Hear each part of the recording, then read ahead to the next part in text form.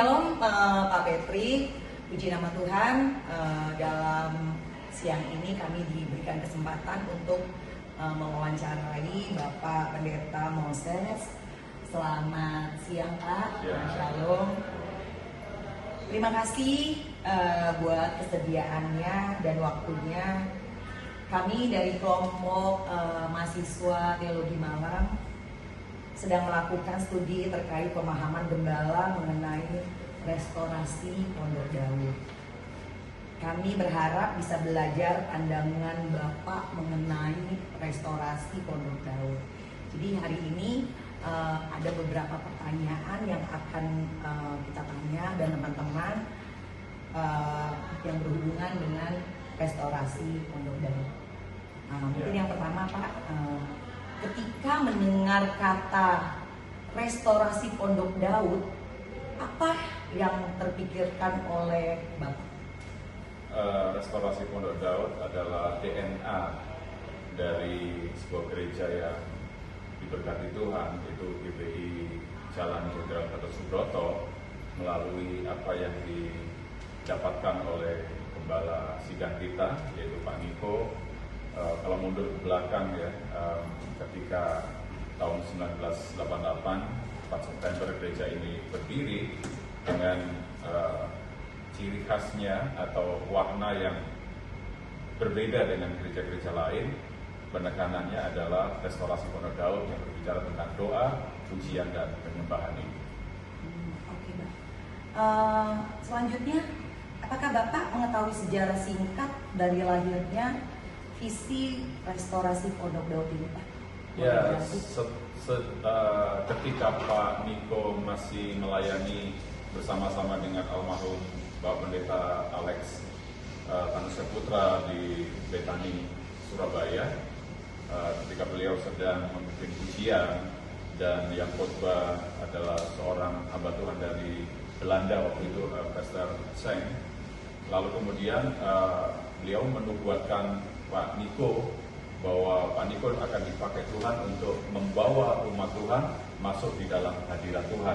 Yang kemudian lahirlah visi restorasi Pondok Daud ini dalam gereja yang digembalakan oleh Pak Niko.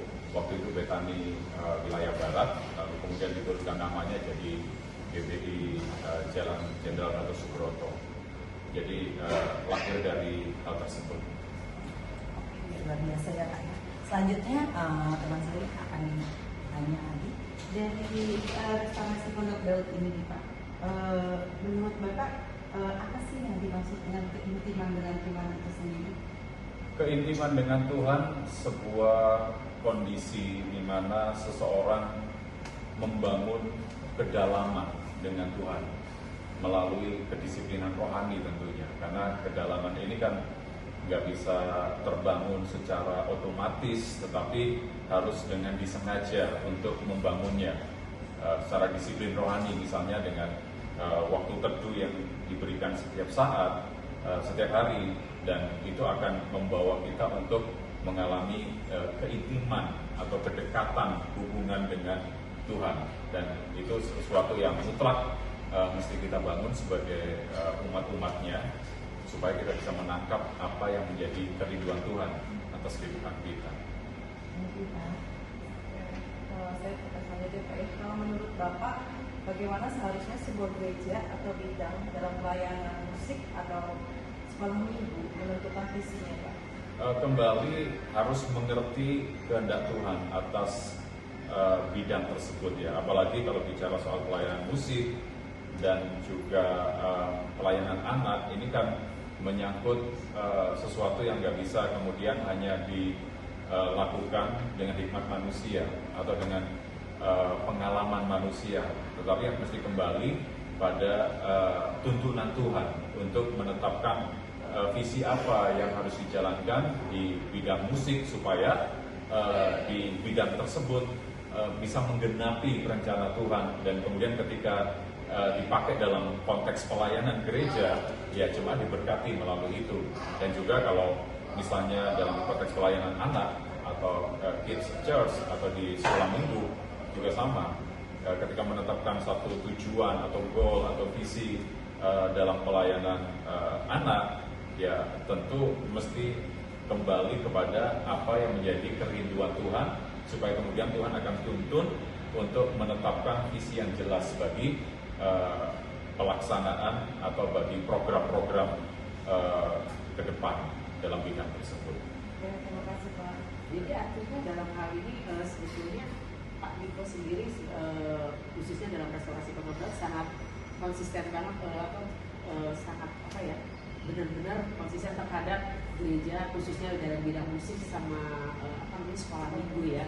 Karena kita tahu sendiri Pak Niko itu juga dalam pertumbuhannya suka bilang kalau dia sedang sangat fokus sama yang namanya generasi Jeremia. Jadi mungkin ini kali Pak ya bagian dari kenapa dia begitu serius sekali mendalami khususnya dalam bidang pelayanan musik atau sekolah minggu itu kali ya Pak ya. Bisa dibilang seperti itu. Iya, karena pertama musik itu atau dalam pelayanan di bidang musik ini kan punya peranan penting dalam sebuah ibadah, karena bisa membawa umat Tuhan untuk mengalami Tuhan atau masuk di dalam hadirat Tuhan. Karena ketika ini gagal, maka ibadah akan merasa hampa dan jemaat yang datang nggak akan merasakan apapun. Lalu kemudian dalam konteks bidang pelayanan kategorial, pelayanan anak, dan itu nggak kalah penting karena ini adalah generasi-generasi yang akan melanjutkan tongkat estafet kepemimpinan gereja ke depan. Sejak kecil ketika anak-anak ini mengerti tentang misalnya DNA gereja, lalu kemudian mereka diperkenalkan dengan suasana atau hadirat Tuhan dalam ibadah seperti di ibadah raya, maka itu akan menjadi pola bagi si anak untuk kemudian berlanjut ke kehidupan mereka ketika dewasa nanti. Kalau kita bahas restorasi Pondok Daud itu emang nggak jauh-jauh dari omongan doa pujian penyembahan ya Pak. Betul. Saya mau bertanya Pak, seberapa penting sih Pak doa pujian penyembahan dalam bidang pelayanan untuk zaman sekarang ini? Sangat penting dan mutlak menurut saya, karena tanpa tiga hal ini ya yang nggak bisa dipisahkan sebenarnya antara doa, pujian dan penyembahan ini menjadi satu bagian integral yang menghiasi kehidupan orang Kristen, apalagi dalam konteks bidang pelayanan. Nah itu menjadi sesuatu yang mutlak gitu. Artinya di setiap bidang-bidang pelayanan apapun, peran doa, peran pujian, dan penyembahan itu nggak bisa ditinggalkan gitu, atau sangat terkait erat dengan hal tersebut, sehingga menjadi satu kewajiban ya untuk pola ini dikembangkan dan menjadi warna di setiap bidang-bidang pelayanan apapun itu bukan hanya di bidang musik tapi di seluruh bidang pelayanan gereja, ya mesti menghidupi doa, pujian dan penyembahan ini, karena itu merupakan sesuatu yang yang menjadi pondasi sebetulnya kan untuk kita bisa membangun pelayanan yang dinamis.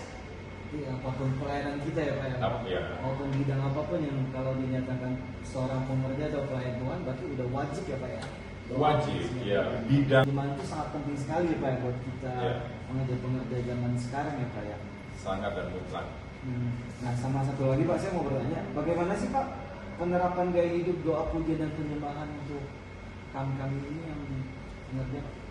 Ya, seperti tadi saya katakan, itu kan dimulai dari kehidupan pribadi. Dan kehidupan pribadi dengan gaya hidup atau pola hidup dipenuhi dengan doa, pujian, penyembahan itu akan otomatis terbawa di dalam aspek-aspek yang lain. Kalau secara pribadi, misalnya saya sebagai gembala nggak punya gaya hidup doa, pujian dan penyembahan secara personal, maka ya saya akan sulit membawanya ke dalam konteks pelayanan di gereja dan juga menerapkan dalam pelayanan yang lain. Maka ya mesti dimulai dalam penerapannya dimulai dari kehidupan kita pribadi. Kita harus punya gaya hidup doa, pujian, penyembahan sekalipun nggak dilihat orang di rumah sendiri atau hanya dengan keluarga. Gaya hidup ini mesti terus berkesinambungan, kemudian dengan sendirinya itu akan kita bawa ke pelayanan.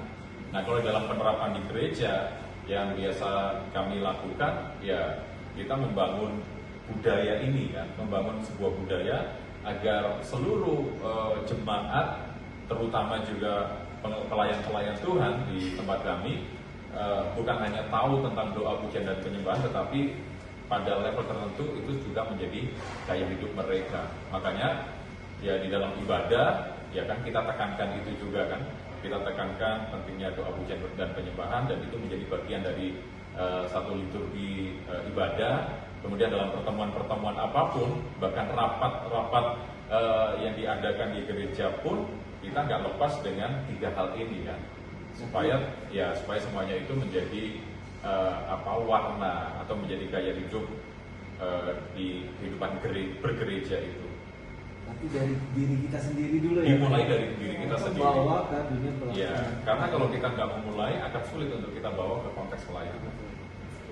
Nah, ini gini Pak, dalam restorasi Pondok Daud selalu dibilangkan pentingnya doa, pujian, penyembahan. Tapi juga ada satu kata yang terus terang sangat mengulik kita, yaitu keunitian atau kesatuan hati. Jadi maksudnya doa, pujian, penyembahan secara unity atau kesatuan hati. Nah, menurut Pak Moses sendiri, untuk khususnya di dalam keunitian atau kesatuan hati itu sebagai seorang gembala, bagaimana sih Pak, apa yang kira-kira bisa dilakukan dalam bidang pelayanan yang kebetulan Pak Moses sebagai gembala gitu loh, untuk masalah keunitian atau kesatuan hati itu?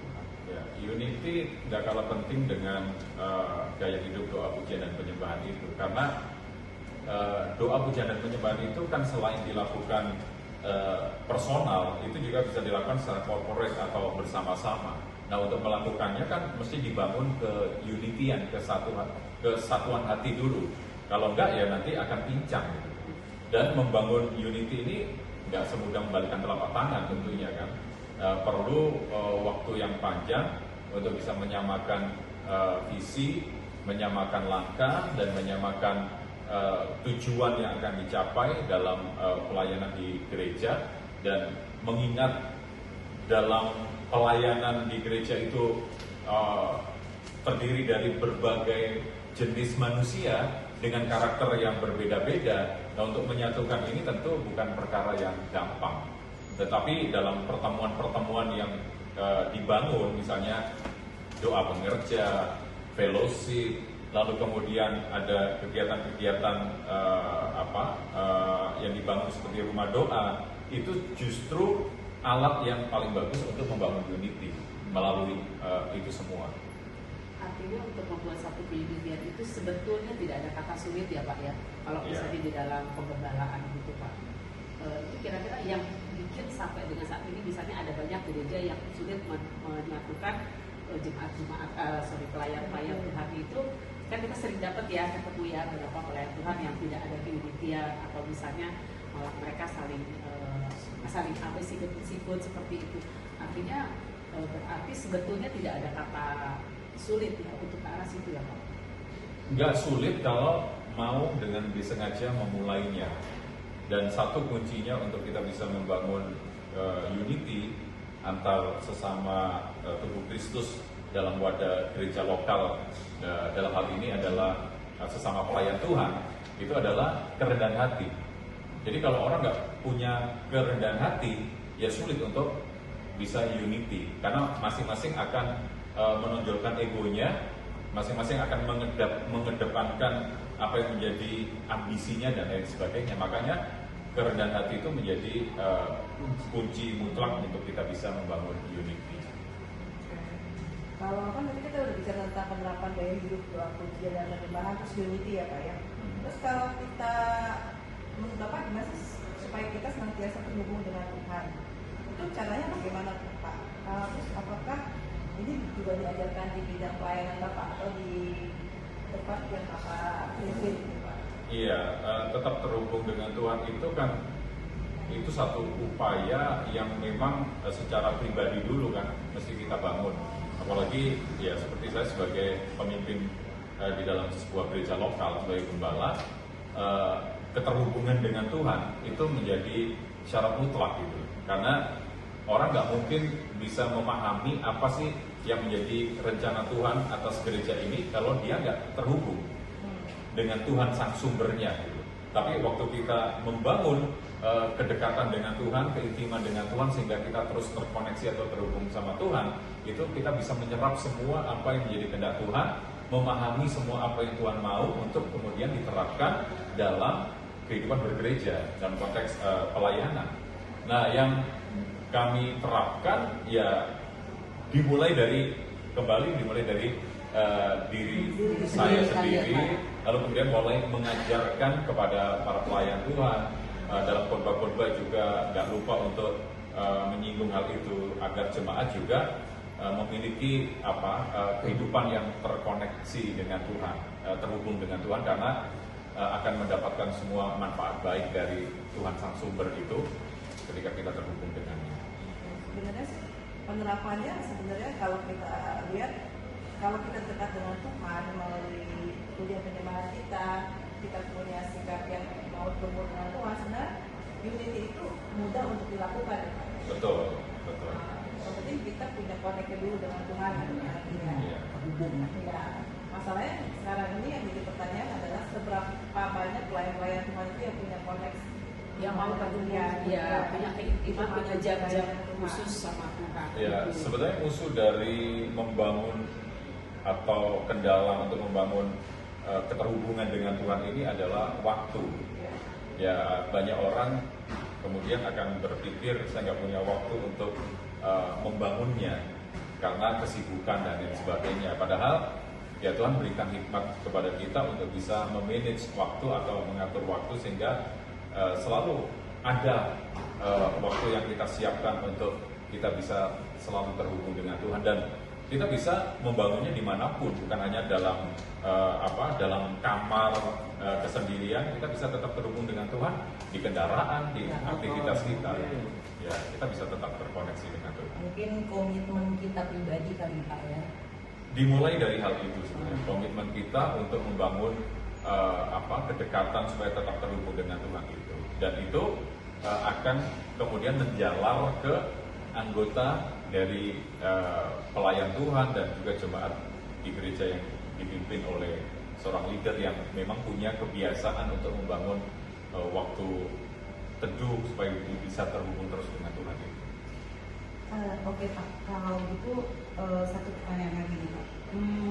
Tadi kita udah bicara soal peran doa, pujian dan penyembahan, kemudian keunitian ya di dalam pujian penyembahan itu.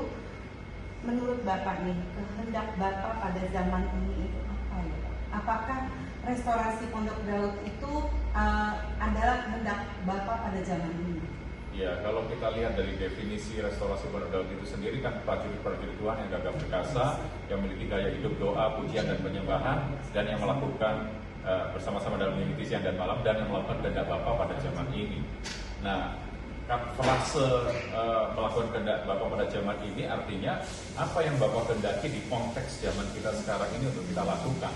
Seperti Daud, kenapa Daud dipuji oleh Tuhan? Karena Daud melakukan kehendak Bapa pada zamannya.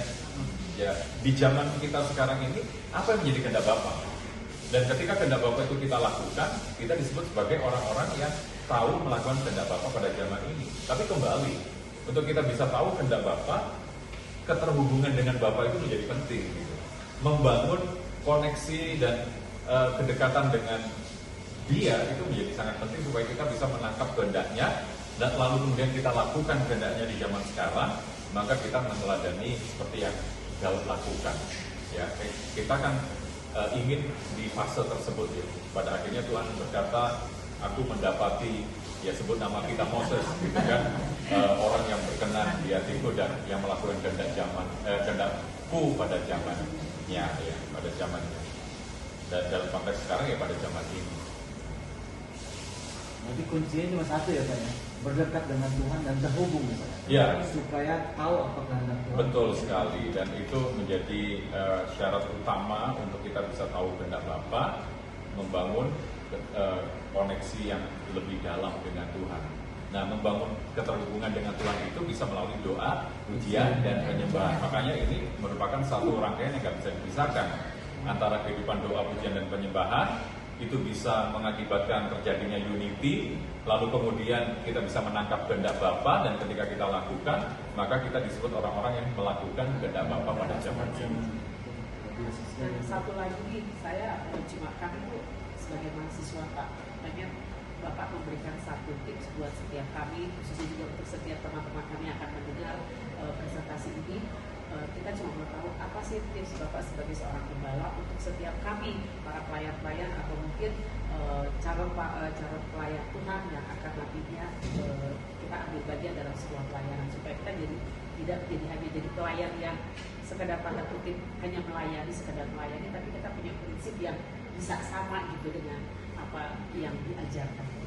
Ya, sebetulnya yang menjadi DNA dari gereja kita, GBI Jalan Jenderal Gatot Subroto ini, itu sudah sangat pas gitu untuk diterapkan nanti dalam pelayanan ke depan. Tapi ya saya berharap ini bukan hanya sekedar slogan yang kita tahu, menjadi DNA yang mungkin di beberapa cabang, ranting, rayon itu ucapkan setiap minggunya dalam sebagai deklarasi di dalam ibadah, dimasukkan ke sana saja, tetapi ini mesti dihidupi.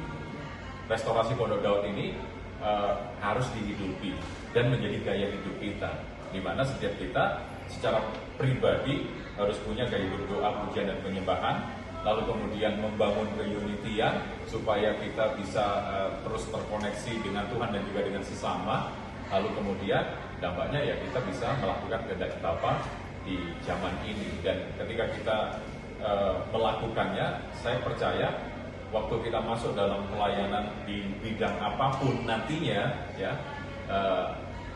kita akan melakukannya dengan baik dan dengan tuntunan Tuhan, dan berdampak tentunya ya. Pelayanan kita berdampak.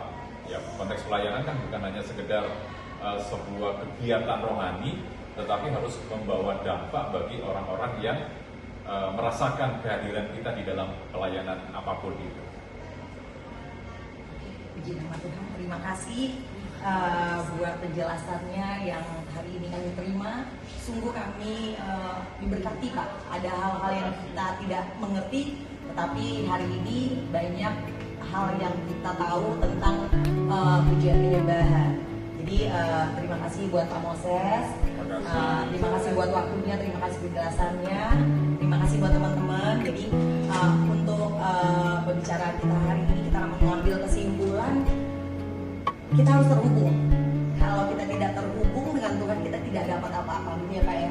Dengan pujian penyembahan, dengan unity bersama-sama, bisa kita lakukan itu, otomatis kita pasti mempunyai kerendahan hati, kita pasti menjadi dampak dimanapun kita berada. Terima kasih, Tuhan Yesus memberkati. Terima kasih Pak.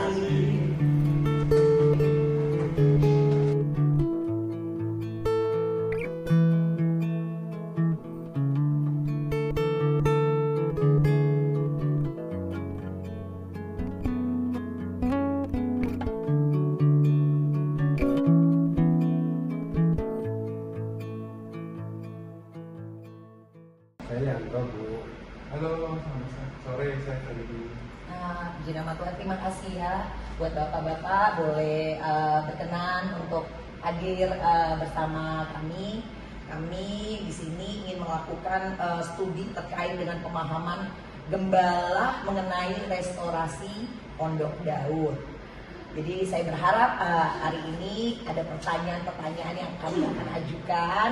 Beberapa saya percaya Tuhan pasti pakai kita semua untuk menyelesaikan pertanyaan ini. Yang pertama, ketika mungkin untuk Bapak Freddy dulu ya, ketika Pak Freddy mendengar kata restorasi Pondok Daud, apa yang ada di dalam pikiran Bapak? Restorasi Pondok Daud menurut saya adalah pemulihan. Kemudian kita pujian, doa, penyembahan kepada Tuhan baik siang dan malam. Ya, tentu pujian itu adalah supaya kehidupan kita menyelesaikan amanat agung Tuhan, bahwa setiap kita umat-umat Tuhan harus punya hubungan dengan Tuhan. Oke, terima kasih Pak. Saya juga mau nanya nih sama Pak Yanto, mungkin akhirnya. Bisa ceritain sedikit nggak Pak tentang sejarah lahirnya visi restorasi Pondok Daud itu sendiri? Puji Tuhan, saya percaya bahwa sejarah lahirnya restorasi Pondok Daud itu bersamaan dengan lahirnya gereja yang luar biasa ini, yaitu gereja Jalan Ketosbroto di Ketosbroto, di mana kita tahu bahwa saya sebagai penjaga menara setiap hari terus kita meningkatkan doa, pujian, penyembahan itu. Saya percaya dari awal berdirinya gereja ini, Pak Niko diberikan ritual visi di mana beliau membawa seluruh domba-domba dari Ketosbroto untuk bangkit dalam pujian penyembahan, dalam doa. Sebab saya melihat dari awal berdirinya gereja ini, saya melihat ada satu pertumbuhan yang luar biasa dari tahun ke tahun dalam gerakan doa, pujian, dan penyembahan di gereja ini. Baik, berarti restorasi Pondok Daud itu sendiri berawal dari kegiatan doa itu sendiri ya Pak, ya, yang berulang-ulang ya. Betul. Terima kasih Pak untuk jawabannya. Nah, sama satu hal juga nih, saya sering kali dengar yang namanya intim. Apa sih yang dimaksud dengan keintiman dengan Tuhan? Keintiman dengan Tuhan. Saya percaya keintiman dengan Tuhan itu suatu bentuk hubungan yang rutinitas yang kita bisa lakukan setiap hari, baik berdoa, puji-pujian, penyembahan, baca firman Tuhan setiap hari. Karena saat kita membangun hubungan yang intim dengan Tuhan, pasti dari situ kita setiap pribadi kita bisa terus bertumbuh, ya, mengenal Tuhan lebih lagi, dan kita juga terus bisa belajar mengenal Tuhan dengan lebih luar biasa. Keren banget ya. Nah sekarang gini, kita dari tadi kan ngomong tentang restorasi Pondok Daud, ada doa, pujian, penyembahan, bahkan sampai dengan keintiman kepada Tuhan. Nah sekarang menurut saya boleh tanya dengan Pak Yanto ya, menurut Bapak gini, bagaimana sebuah gereja atau suatu bidang, ya khususnya bidang pelayanan seperti kayak di musik atau di sekolah minggu ya, itu menentukan visi. Kalau kita lihat kan Pak Niko ini cepat banget dapat visi-visinya gitu ya, visi gerejanya. Nah bagaimana untuk bidang-bidang tertentu, khususnya kalau dalam hal ini Bapak sebagai kabit doa, nah apa yang kira-kira yang harus maksudnya gini, gereja lakukan atau untuk menemukan visi itu sendiri atas panggilannya. Silakan Pak. Puji Tuhan, dimulai daripada visi dari Pak Niko tadi tentang restorasi Pondok Daud, dan kembali juga saya singgung tentang keintiman dengan Tuhan. Seluruh anak-anak Tuhan, khususnya para pelayan-pelayan Tuhan yang terhisap dan pelayanan apapun itu di gereja, termasuk pelayanan musik, pelayanan sekolah minggu atau pelayanan lainnya, harus senantiasa ada di dalam keintiman dengan Tuhan. Kita membangun secara pribadi satu hubungan yang karib dengan Tuhan setiap hari, baik itu lewat saat teduh setiap hari, membangun satu kehidupan yang dipenuhi dengan puji-pujian kepada Tuhan setiap hari, bahkan dalam setiap pertemuan-pertemuan mereka dalam seluruh pelayanan yang ada. Itu terus membangun, terus bersama, terus dalam pujian, penyembahan, dan doa-doa mereka. Saya percaya dalam setiap kehidupan pribadi pelayan-pelayan Tuhan yang akan semakin intim dengan Tuhan lewat doa, pujian, penyembahan, secara tidak lama atau sesegera mungkin mereka akan menemukan apa yang Tuhan rindukan buat setiap bidang-bidang pelayanan mereka. Seperti halnya saya sebagai penjaga menara, dan setiap hari saya memuji, menyembah Tuhan, naikkan doa-doa kepada Tuhan. Selalu saya mendapat satu pewahyuan apa yang sedang Tuhan kerjakan, sehingga saya punya pokok-pokok doa secara khusus. Begitu juga untuk setiap pelayanan di bidang apapun hari-hari ini, kalau itu didasari dengan doa, pujian, penyembahan, saya percaya saatnya mereka akan punya visi yang tepat seperti yang Tuhan kehendaki di zaman-zaman ini.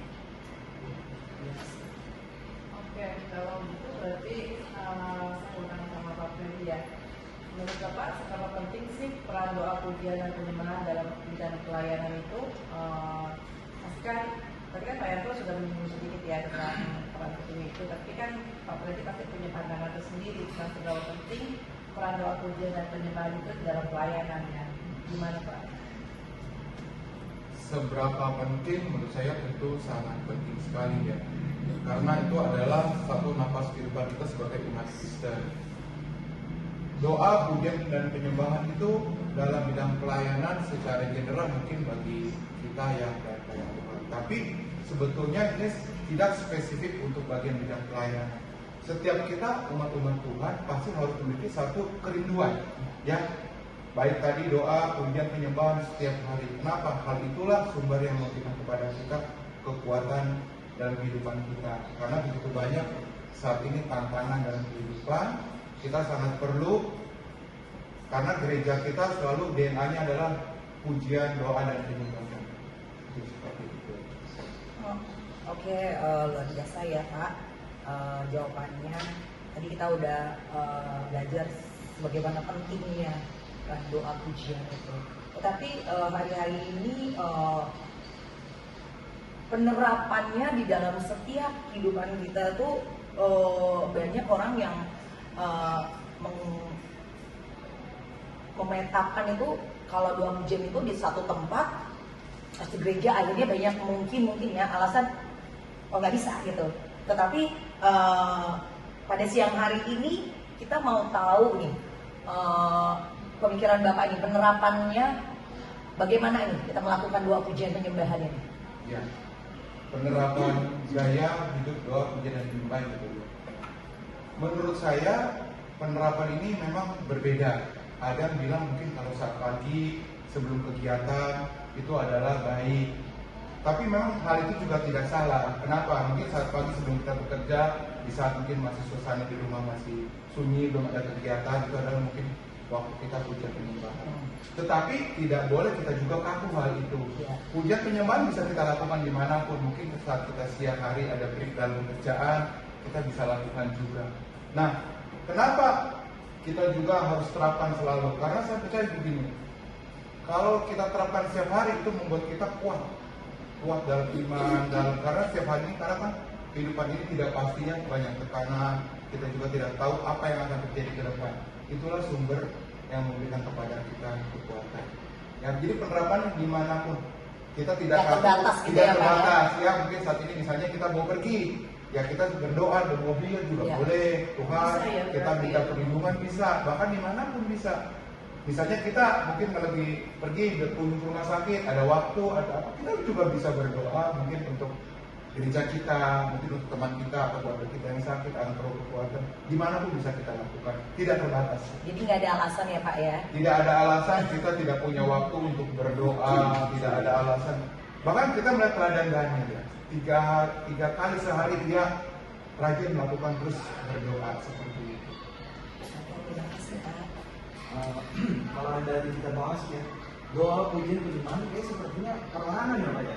Tapi setelah waktu Niko dapat doa pujian penyembahan, tapi setelah lama kemudian Pak Niko tambahin ya, doa pujian penyembahan dalam unity. Ya. Seberapa penting sih Pak keunitian dalam doa pujian dan penyembahan, dan bagaimana cara untuk menerapkannya supaya kita bisa doa pujian penyembahan secara unity? Seberapa unity, sebetulnya kita ini kan tubuh Kristus ya, tapi kita berbeda-beda. Ada mungkin ada yang menjadi telinga, ada yang menjadi mata. Tapi kan telinga tidak bisa berkata saya tidak perlu mata, atau mata tidak perlu mulut dan sebagainya. Unity itu penting. Kita di dalam dunia juga mengetahui satu teamwork ya, seperti satu tim. Tidak bisa kalau kita tim sepak bola itu bermain sendiri, tidak bisa ya. Pasti kita harus perlu satu kekompakan, satu tim. Nah, kita sebagai umat Tuhan juga sangat penting kesatuan hati, karena dengan kesatuan hati apa yang kita rindukan bersama, apa yang kita impikan, kita percaya sudah ada campur tangan Tuhan. Amin. Ya, tidak bisa kalau satu orang rindu ada pertumbuhan dalam gereja, tetapi orang lain tidak mau tahu akan hal itu tidak akan mungkin terjadi. Nah, di saat kita bersatu bawa doa kepada Tuhan. Kita percaya Tuhan hadir, Tuhan menyertai apa yang kita rindukan. Sesuai firman Tuhan, 2 orang, 3 orang berkumpul, di situ Tuhan hadir. Dan kita percaya apa yang kita doakan itu pasti ada jawaban dari Tuhan. Luar biasa. Kalau gitu itu dari penelitian ya Pak ya. Kalau berarti dari restorasi Pondok Daud ini ada keterhubungan kita dengan Tuhan. Nah, yang mau saya tanya itu bagaimana penerapannya mengaplikasikan dalam hidup kita ini senantiasa kita terhubung dengan Tuhan, itu yang bagaimana ya? Sebenarnya restorasi Pondok Daud itu harus kita bangun mulai dari pribadi lepas pribadi, apalagi kita sebagai pelayan-pelayan Tuhan. Kita harus punya sungguh-sungguh gaya hidup seperti itu. Sebab dengan kita membangun kehidupan berdoa, memuji dan menyembah Tuhan dengan kuat, dimanapun kita berada, dan kita menyadarkan untuk teman-teman kita sepelayanan juga melakukan hal yang sama. Saya percaya saat kita masuk dalam pujian penyembahan, dalam doa-doa itu, artinya kita sedang membangun hubungan yang pribadi dengan Tuhan. Itu bisa dilakukan di mana aja. Secara pribadi kita bisa mengerjakan di perjalanan, di rumah, atau di kantor, atau dimanapun kita berada. Secara komunitas kita bisa lakukan saat kita berdoa bersama, saat kita bersama, saat kita sama-sama sedang ada dalam satu lingkup bersama-sama, mungkin sedang membesuk orang sakit, atau mungkin sedang menguatkan orang yang lemah. Berarti kita bersama-sama sedang membangun satu hubungan yang karib itu dengan Tuhan. Sebab itu hubungan yang karib dengan Tuhan itu satu kesinambungan dengan kehidupan doa, pujian, dan penyembahan. Kalau itu kan berarti kita harus berhubung dengan Tuhan ya Pak ya. Betul. Kalau ini saya tanyakan adalah kan di dalam pelayanan itu ada orang-orang yang baru mengenal Tuhan, ada orang-orang yang baru masuk ke dunia pelayanan. Terus gimana tuh Pak supaya mereka punya gaya pujian penyembahan, nanti berhubung dengan Tuhan? Apakah itu ada pengajaran ya dalam bidang pelayanan yang Bapak jalani ini? Oke. Saya juga merasa dibentuk dari awal saya pertama masuk sebelum pelayanan ya, saya sebagai jemaat biasa. Saya merasakan sekali pembentukan dari gembala saya, dari tim pengajaran yang ada, bahkan dalam pertemuan-pertemuan yang sifatnya komunitas kami sebagai gitu ya. Kita secara enggak secara langsung atau enggak langsung, itu kita kesal dimotivasi, terus dimotivasi hari ke hari, bulan ke bulan, tahun ke tahun, untuk kita punya kehidupan doa pujian penyembahan, sekaligus mereka memberikan praktisnya seperti apa, sehingga tentu saja itu akan menjadi satu sebenarnya kalau kita terus ada dalam satu pengajaran, satu pertumbuhan iman bersama-sama, dan kita sungguh-sungguh, otomatis itu akan menjadi bagian hidup kita. Dan itu nggak bisa dipaksa-paksa. Contohnya saya naik motor aja, baik saya sendiri maupun dengan istri saya, selalu ada nyanyian-nyanyian yang saya nyanyikan, bahkan saya bahasa roh dalam perjalanan, dan itu membuat saya kuat, membuat saya aman dalam perlindungan Tuhan. Bahkan dalam saat-saat sulit, saya sedang mengalami tekanan, sedang mengalami proses kehidupan mungkin yang agak mudah, saya hanya modal itu, memuji, menyembah, dan berdoa kepada Tuhan. Dua narasumber yang luar biasa, mereka bukan saja orang-orang yang dipanggil Tuhan sebagai pendoa, tapi mereka yang benar-benar sungguh-sungguh memang mengerti panggilannya. Nah, kalau kita tahu restorasi Pondok Daud ya sebagai DNA gereja kita adalah prajurit-prajurit Tuhan yang gagah perkasa, yang memiliki gaya hidup doa, pujian, penyembahan. Tapi ternyata nggak sampai di situ, karena Tuhan terus menambahkan lagi kepada Pak Niko, yaitu keunitian. Nah, dan setelah dari unity itu, ternyata Pak Niko mendapatkan satu visi lagi dalam restorasi Pondok Daud adalah melakukan kehendak Bapa pada zaman ini. Nah, menurut Pak Yato sendiri, itu bagaimana ya? Apa yang dimaksud dengan melakukan kehendak Bapa pada zaman ini? Gitu kan. Setiap masa, setiap kurun zaman itu Tuhan punya kehendaknya masing-masing. Seperti kita tahu untuk Daud melakukan kehendak Bapa pada zamannya. Dan zaman kita saat ini tentu saja berbeda dengan Raja Daud.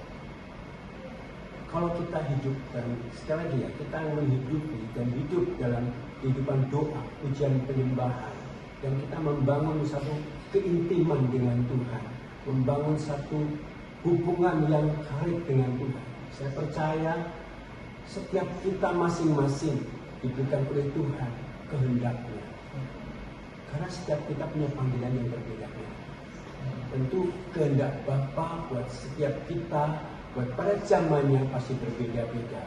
Mari terus gali masing-masing apa yang menjadi kehendak Bapa buat setiap hidup kita. Sebab itu terus bangun keintiman dengan Tuhan, bangun hubungan yang karib dengan Tuhan. Saya percaya Roh Kudus akan membukakan bagi setiap kita apa yang Tuhan kehendaki bagi setiap kita masing-masing.